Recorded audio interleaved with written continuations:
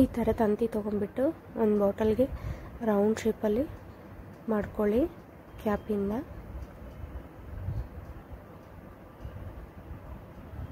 Next ಇದನ್ನು ಕತ್ರಿಯಿಂದ cut ಮಾಡ್ಕೊಳ್ಳಿ. ಇದನ್ನು ಕೈಯಿಂದ 2 ಸರಿ ರೋಲ್ ಮಾಡ್ಕೊಳ್ಳಿ.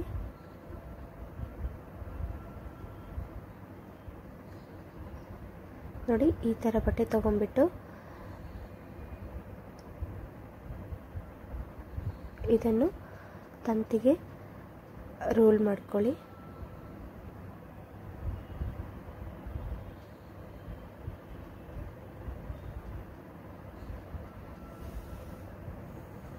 ಇದನ್ನು ಕಟ್ ಮಾಡ್ಕೊಂಡ್ಬಿಟ್ಟು ಇದನ್ನ ರೋಲ್ ಮಾಡ್ಕೊಳ್ಳಿ 1-2 ಸರಿ. ನೆಕ್ಸ್ಟ್ ಬಟ್ಟೆ ಹೊಲೆ ದಾರ ತೊಗೊಂಡ್ಬಿಟ್ಟು 1-2 ಸರಿ ಸುತ್ತಕೊಂಡು ಹೂ ಕಟ್ತೀವಲ್ಲ ಆ ಥರ ಕಟ್ಕೊಳ್ಳಿ 1-2 ಸರಿ. ನೆಕ್ಸ್ಟ್ ಇದನ್ನು ಕಟ್ ಮಾಡಿಕೊಂಡು ಈ ಥರ ಒಂದು 6 ಪೆಟಲ್ಸ್ನ ರೆಡಿ ಮಾಡ್ಕೊಳ್ಳಿ.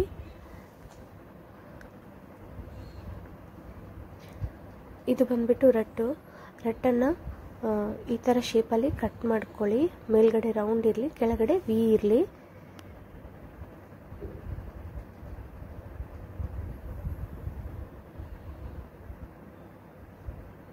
ಕಟ್ ಮಾಡಿಕೊಂಡು ಇದಕ್ಕೆ ಗಮ್ ಹಾಕ್ಕೊಳ್ಳಿ.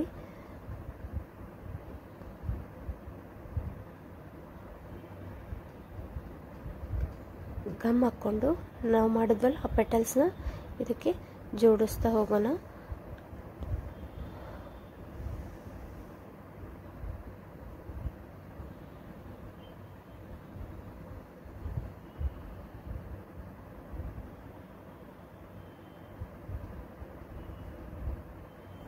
ಇದನ್ನು ಜೋಡಿಸ್ಕೊಂಡ್ಬಿಟ್ಟು ನೆಕ್ಸ್ಟ್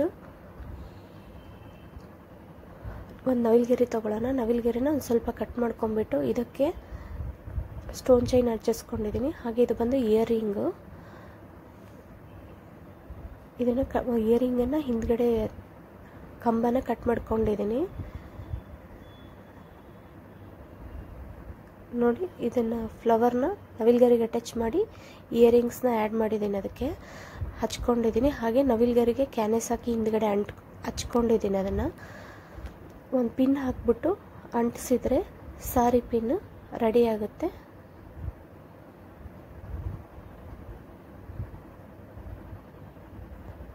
ನೋಡಿ ಬ್ಯೂಟಿಫುಲ್ ಆದ ಸಾರಿ ಪಿನ್ ನೀವು ಮನೆಯಲ್ಲೇ ರೆಡಿ ಮಾಡ್ಕೋಬೋದು. ಫಂಕ್ಷನ್ಗಂಕರು ತುಂಬಾ ಚೆನ್ನಾಗಿ ಕಾಣುತ್ತೆ. ಇಷ್ಟ ಆದರೆ ಒಂದು ಲೈಕ್ ಮಾಡಿ.